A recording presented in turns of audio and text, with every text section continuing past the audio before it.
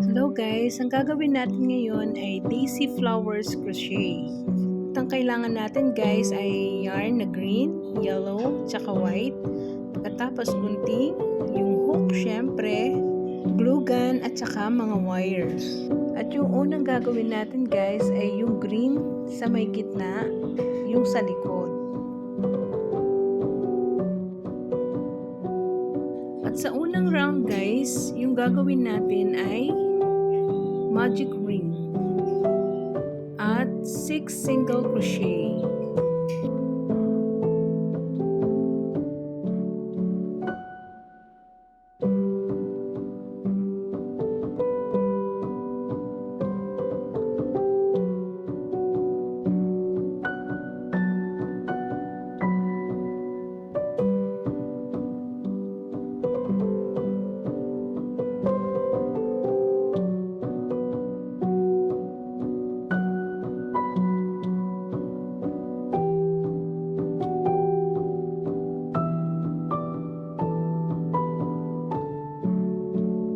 Pagkatapos po ng ating 6 single crochet, slip stitch po tayo dyan sa my first single crochet.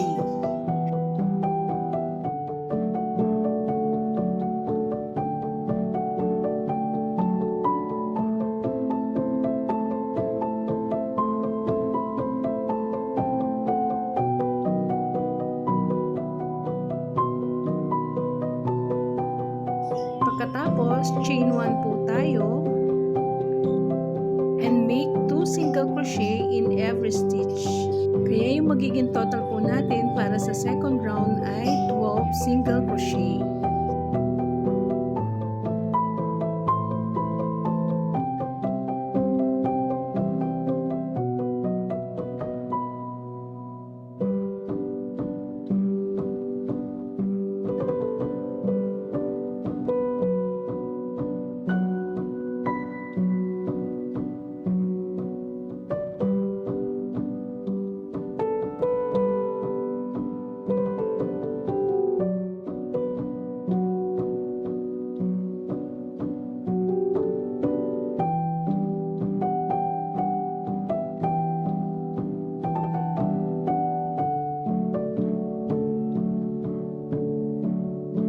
At sa bawat pagtatapos ng ating round ay gagawa po tayo ng slip stitch.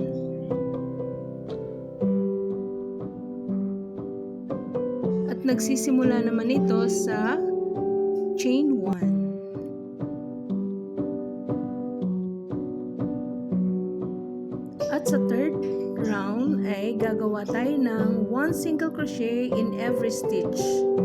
Kaya yung magiging total din po natin ay 12 single crochet.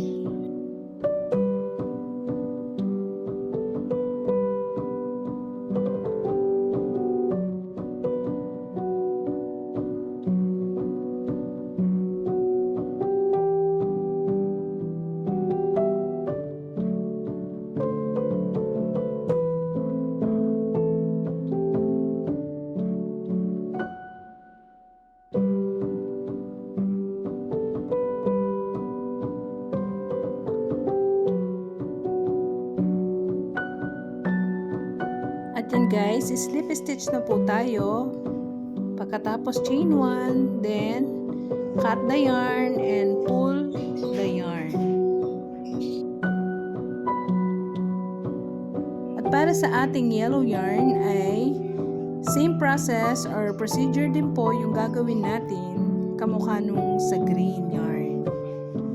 Bale yung green ay sa likod, pagkatapos yung yellow ay sa front po ng ating daisy flower.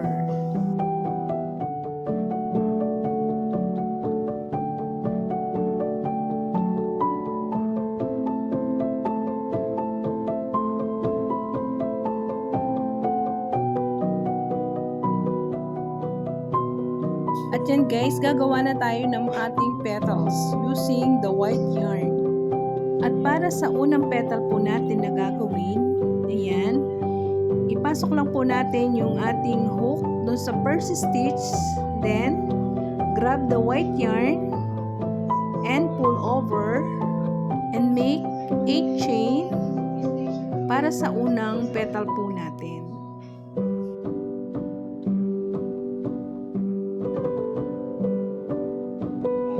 Chain 1, chain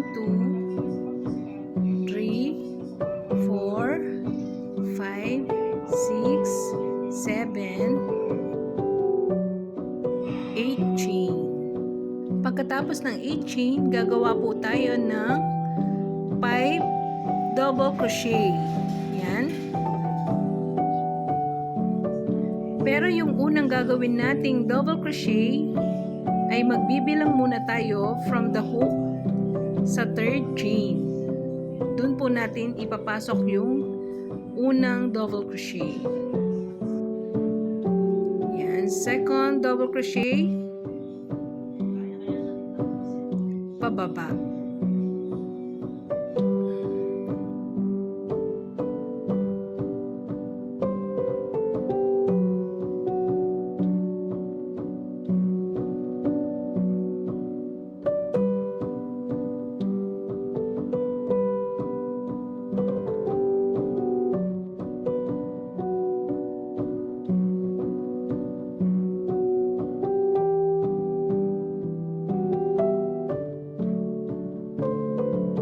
Pag natapos na yung 5 double crochet natin, slip stitch po tayo para dun sa 2nd stitch or 2nd chain.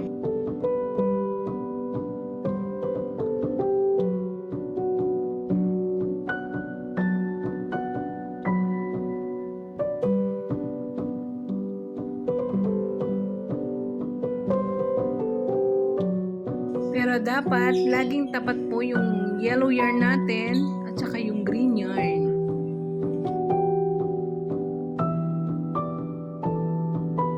And slip stitch, slip stitch. Ayan.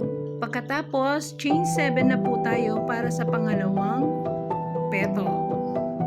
At yung the rest na petal po ay 7 chain na lang po lahat sila. Ayan. Tapos same procedure sa 3rd chain from the hook. Doon po tayo mag-i-start ng 5 DC in every stitch. Pagkatapos, slip stitch, slip stitch. Yan, hanggang sa matapos po yung ating 12 petals.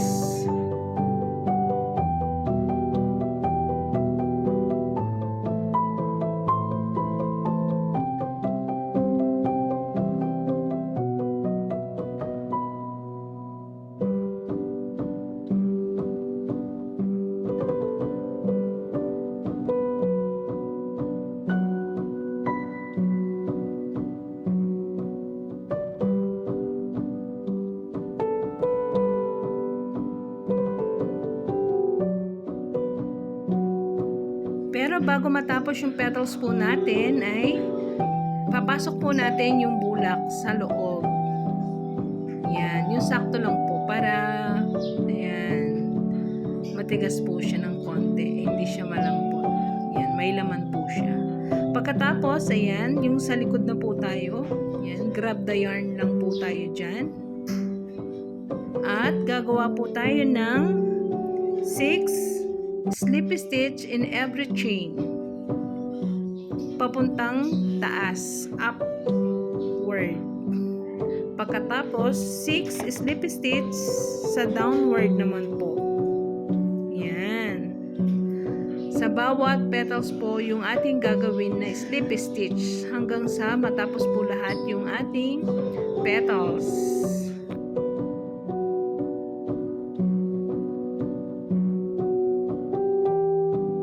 Yan guys, gagawa na po tayo ng dahon.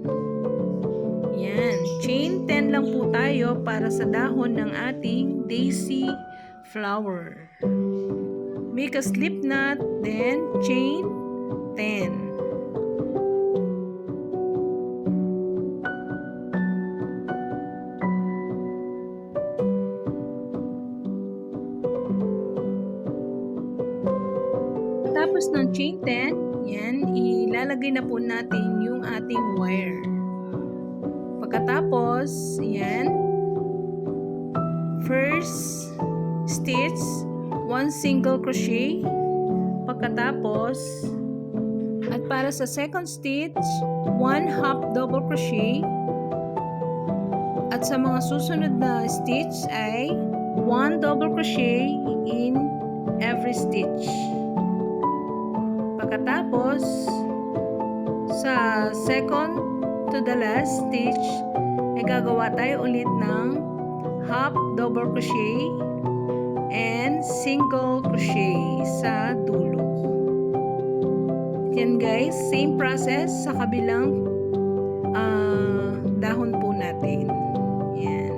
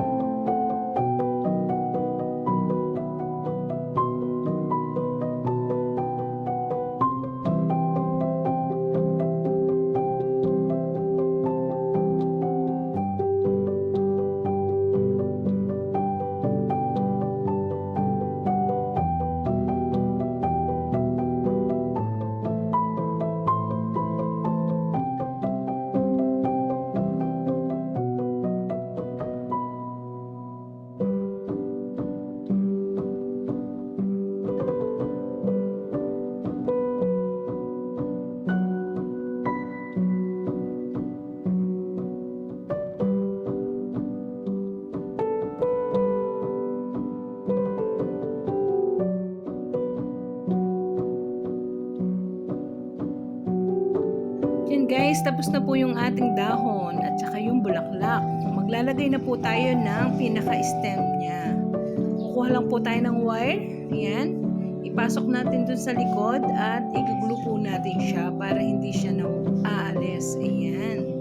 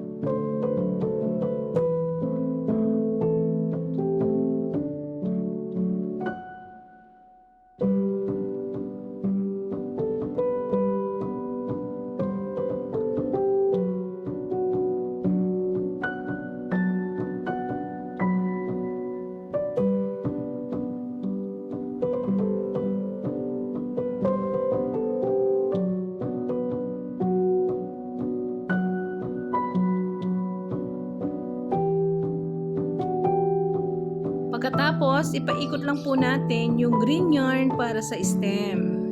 Yan. I-glue din po natin yung dulo para hindi po siya mawala. Ayan. At ipaipit na po natin yung dahon. Isama na po natin siya sa pag-ikot ng yarn. Ayan. At i-glue din po natin yung dahon para hindi siya maalis. Ayan. Hanggang sa dulo, lagyan din po natin ng glue para hindi mawala yung ating yarn na green.